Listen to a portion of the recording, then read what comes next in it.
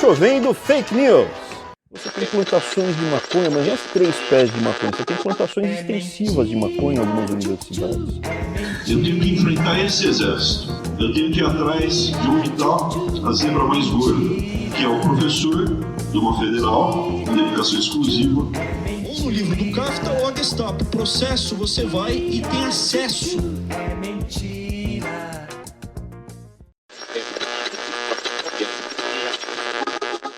Olá pessoal, tudo bem? Tá começando agora a Voz da Balbúrdia, um podcast feito pelo Sindicato das Professoras e Professores da UFGD. Esse podcast é apresentado por mim, Rafael de Abreu, jornalista da DUF Dourados, e por Gabi Guilhem, professora da UFGD. Antes de começar o assunto do nosso primeiro episódio, que é sobre soberania alimentar, vamos explicar um pouco do nome desse podcast. Aí é com você, Gabi. Pois é, todo mundo sabe que atualmente nós temos um ministro da Educação muito pouco qualificado para a paz. O tempo todo ele está atacando professores, professoras, estudantes, a ciência, a universidade e a educação públicas como um todo. No começo do ano passado, o ministro Abraham Weintraub atacou a universidade dizendo que nós aqui dentro só fazemos balbúrdia. Por conta disso, ele disse que não liberaria mais recursos públicos para nossas atividades aqui dentro. Nossa, que bizarro. Isso foi dito pelo ministro ao jornal O Estado de São Paulo em abril de 2019. Mas a balbúrdia também pode ser sinônimo de gritaria, barulho, berreiro. Então, além de ironizar o senhor Weintraub, nós também escolhemos esse nome de podcast para ser um canal de grito contra esses diversos ataques aos nossos direitos. Depois de explicar o porquê do nome do programa, agora vamos começar de fato o nosso podcast.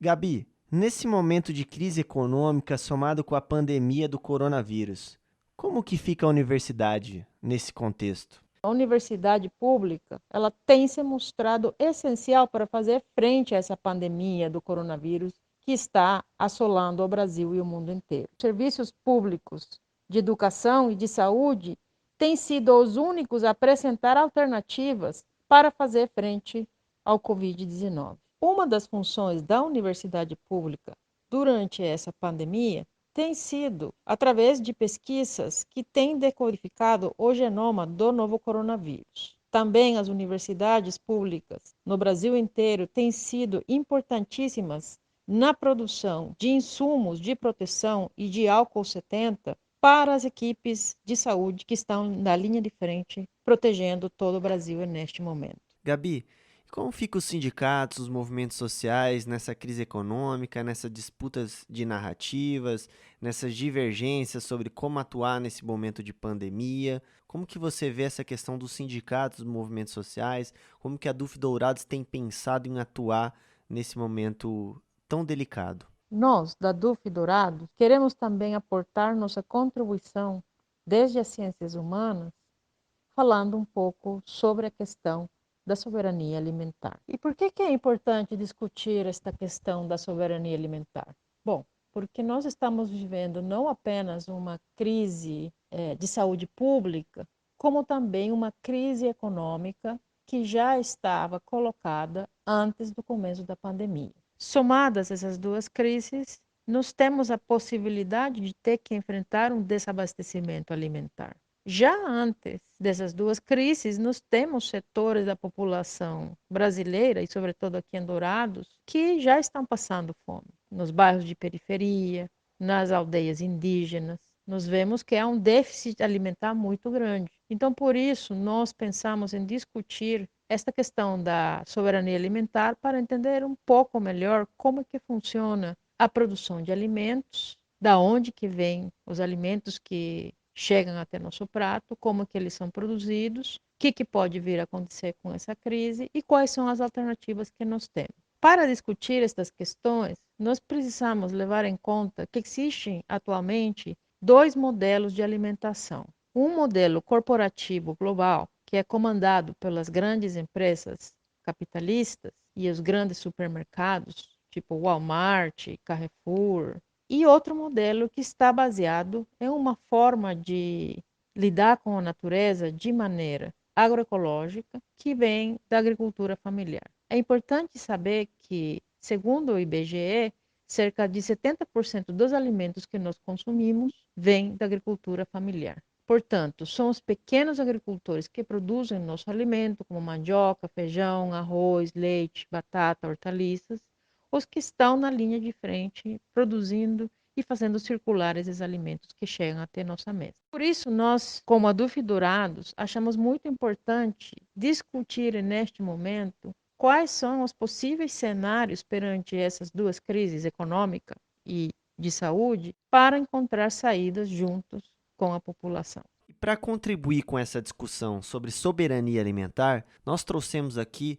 duas pessoas que produzem alimentos, que trabalham na perspectiva da agricultura familiar, que trabalham com agroecologia e que têm uma experiência prática para enriquecer ainda mais esse debate. Nós estamos aqui hoje com a nossa amiga Lourdes. Lourdes, conta um pouco para nós da onde que você é, qual assentamento, qual que é a sua origem. Conta um pouco da sua história. Eu sou nascida e criada aqui na Picadinha, né? No sítio do meu pai, Desidério de Oliveira, conhecido como o Quilombo. E eu moro aqui já desde que eu nasci, já nasci aqui nesse mesmo sítio onde que a gente reside até hoje. E faz alguns tempo que eu resolvi a trabalhar por conta. Não gostaria mais de trabalhar empregada, porque toda a vida trabalhei empregada. E aí a gente sempre tá obedecendo ordem, você não tem tempo para a família. E aí um dia tomei uma decisão de mexer com a plantação, né, no sistema orgânico, e que sabia que seria um desafio, mas eu entrei e hoje eu sou grata por um dia ter tomado essa decisão. E Lourdes, me diga uma coisa, nesse contexto de crise econômica intensificada pelo coronavírus, qual que você acha que é a importância dos movimentos do campo e dos pequenos agricultores para fazer frente a este momento? A importância nossa dos agricultores, da economia, da rede da agricultura familiar, nós somos os responsáveis por levar o alimento na mesa de quase todos os brasileiros, porque é da agricultura familiar que sai a maioria dos nossos alimentos que é encontrado no supermercado. E então a gente através da corrente da agricultura familiar que você consegue ir no mercado encontrar uma abóbora, uma batata doce, um tomate, um repolho. Lourdes, que recado você daria para a cidade, para a gente que consome esses alimentos, que não sabe muito bem a origem, muita gente não valoriza o produto orgânico, um produto sem veneno, não reflete sobre essa realidade, só está apenas consumindo. A gente não sabe muito bem das dificuldades, como que isso se dá. O que você diria para a gente aqui da cidade que consome esse alimento, muitas vezes sem refletir de onde ele vem, quais são essas condições? Com tudo que está acontecendo no mundo, você dá a prioridade à alimentação saudável, faz uma grande diferença. Porque você imagina hoje você tem que estar se preocupando com a saúde cada vez mais. Mesmo porque você vê que com essa doença você precisa estar forte, você precisa estar bem alimentado. E como você vai estar alimentado de uma boa alimentação se você está comendo produto onde tem veneno, onde que isso faz mal para a saúde. Então, quando você pensa num alimento orgânico, você sabe que você está comendo um produto saudável. Essa é a nossa preocupação. A preocupação nossa não é assim, a gente não está preocupado com o que nós vamos ganhar. Porque se você for pensar, para você tirar uma produção orgânica, você tem também grandes percas. Porque o inseto, é ali que ele vem buscar o alimento dele. Porque ele sabe. Por quê? Porque ali não tem veneno, ali até o bicho prioriza a alimentação saudável deles. Imagina nós que somos ser humano, que pensa, né? Que sabe o que é melhor. Logicamente que nós devemos priorizar cada vez mais um alimento saudável na nossa mesa, saber que eu estou pegando uma couve que não tem veneno, eu vou pegar uma berinjela que não tem veneno, e isso vai fazer bom para o meu corpo, para a minha saúde, né? E é isso, eu acho que agora, nesse momento, é mais ainda que nós devemos priorizar isso aí. Para nós é muito importante tudo isso que você está contando sobre a produção de alimentos saudáveis. E a gente queria saber, para além das dificuldades que vocês estão encontrando agora com a pandemia do Covid-19, quais são as dificuldades que vocês têm no dia a dia, assim, na produção, na distribuição dos alimentos que vocês produzem? Olha, não é fácil. A gente tem muitos problemas sim. Para começar, a gente tem problema assim com as estradas, que não é uma estrada assim muito boa. Para dia de chuva, a gente está fazendo as nossas entregas, está saindo de carro. A gente não tem ajuda dos governos, não. Hoje nós somos associados temos uma associação, né, que é a Pombes, que é a responsável pelos produtores orgânicos do Mato Grosso do Sul, aonde a gente se associou a eles e que quando a gente tem assim alguma dificuldade que realmente aparece muito, inseto, né? Tem vezes que a gente perde o controle, não consegue controlar a mosca branca, a gente não consegue controlar a largata. Aí a gente tem os técnicos, né, da Pombes, que está sempre dando para nós aquela ajuda, né? Muito obrigado, Lourdes, pela sua participação. Foi muito importante para a gente entender como funciona um pouco desse processo de se produzir alimento saudável, de dialogar com a agroecologia, dialogar com a agricultura familiar. Nós aprendemos muita coisa. Muito obrigado mesmo. Agora, para continuar o nosso debate, vamos chamar o Chiquinho, do assentamento Silva Rodrigues. Olá, companheiros e companheiras. Eu sou Laudir, popularmente conhecido por Chiquinho, no assentamento Silva Rodrigues, município do Rio Brilhante, pelo Programa Nacional de Reforma Agrária, assentamento do MST. Sou oriundo de Santa Catarina, nasci em Santa Catarina, fui acampado de 85 a 89, venho participando da luta pela terra desde 85 e neste momento eu estou atuando no assentamento Silva Rodrigues como assentado, contribuindo, né, no desenvolvimento da agricultura familiar. Estamos vivendo um momento bastante especial no Brasil e no mundo, especial no sentido de uma conjuntura em que jamais imaginaríamos que pudéssemos estar vivendo um momento como esse de uma pandemia que tem atingido praticamente o planeta todo.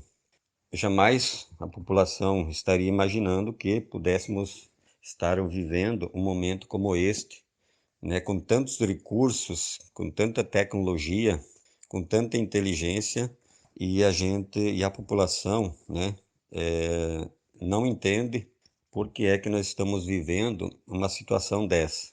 Mas são situações que nós, seres humanos, e as políticas públicas, né, o poder público, não tem se preocupado em cuidar da saúde pública. Por isso que nós estamos vivendo essa pandemia.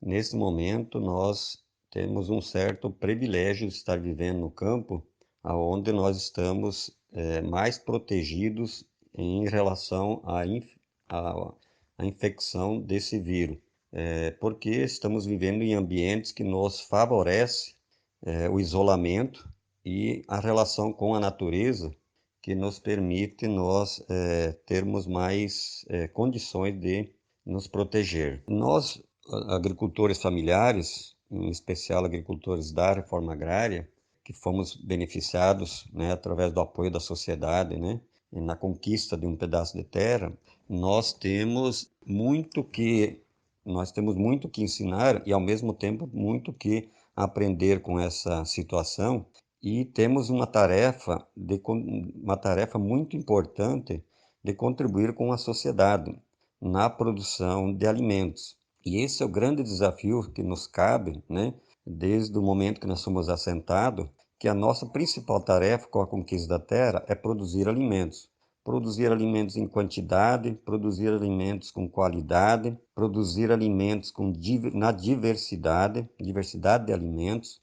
Pois é, Chiquinho. Isso que você menciona é muito importante para nós da Duf Dourados. É fundamental, neste momento, pensar em alternativas ao atual modelo alimentar que oferecem as grandes cadeias de supermercados e corporações. Elas têm muito pouco a oferecer no que diz respeito a alimentos de alto conteúdo nutricional a preços acessíveis. E como fazer para esses alimentos saudáveis, sem veneno, que os pequenos agricultores produzem, possam atingir a mesa de todos os brasileiros e brasileiras?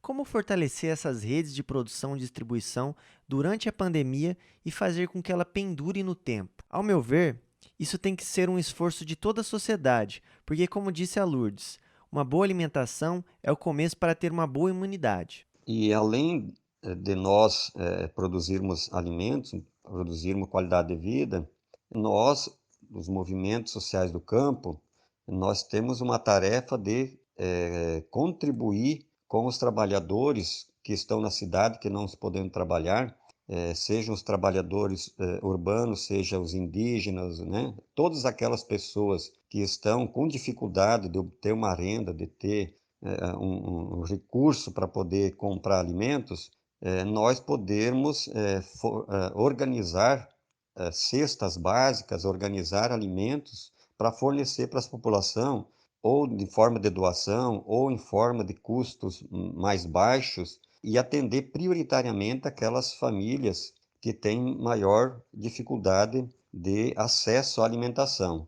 Então, os movimentos do campo têm essa tarefa de organizar, fazer esses levantamentos nas áreas urbanas e, juntamente com os agricultores e assentados que fazem parte desses movimentos, se organizarem nos seus assentamentos para fornecer prioritariamente os alimentos que produzem para essas famílias mais carentes na área urbana, nos distritos rurais, nos grandes centros, nas periferias, para que a gente possa dar prioridade às famílias mais carentes. Chiquinho, e nesse momento, como a gente consegue fazer uma melhor aproximação entre o campo e a cidade?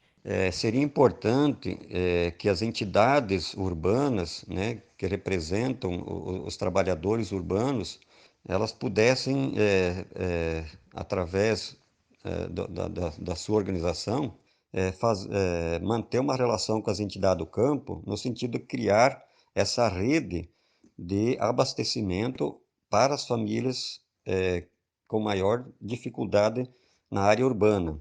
Então, os movimentos sociais do campo da cidade seria importante que tivesse mais unidade, tivesse uma relação maior para poder criar esse vínculo e fazer um trabalho de realmente beneficiar o conjunto das famílias que têm essa maior dificuldade. Pensar neste horizonte de soberania alimentar, onde o povo decide o que plantar, o que produzir e o que comer em cada localidade, sem depender de alimentos vindos de outros estados ou inclusive de outros países, é um desafio para todos nós. Por isso, a campanha de arrecadação de alimentos que a ADUF Dourados, junto com o Comitê de Defesa Popular, iniciou, se centra não apenas na distribuição de cestas básicas, mas também no apoio aos esforços que pequenos agricultores estão fazendo neste momento para produzir alimentos sem veneno. É isso aí. Então vamos articular essas redes, vamos dar continuidade às campanhas que a gente tem feito de arrecadação de alimentos, de compra de sementes. Na semana passada, os movimentos e sindicatos que se articulam no Comitê de Defesa Popular de Dourados distribuíram 200 cestas básicas para os indígenas. Então a ADUF já está pensando em articular também compra de sementes. Fizemos uma arrecadação vitoriosa com uma vaquinha online, que nós vamos distribuir novas cestas em diversos lugares. Então, a ideia é que a gente, nesse momento, fortaleça essas campanhas e converse mais para a gente conseguir sobreviver a esse momento tão complexo, tão perverso para os trabalhadores e para as trabalhadoras. Então é isso, né, Gabi? Chegamos aqui no final do nosso podcast, nosso primeiro podcast sobre soberania alimentar. Gostaria de agradecer a Lourdes e o Chiquinho pela excelente contribuição e dizer que a gente está aí. Vamos somar na luta, vamos somar no diálogo e se fortalecer para enfrentar essa crise econômica que se intensificou com a pandemia do coronavírus. Gente, até breve. Se cuide muito, fique em casa e siga as recomendações da Organização Mundial da Saúde. Até a próxima.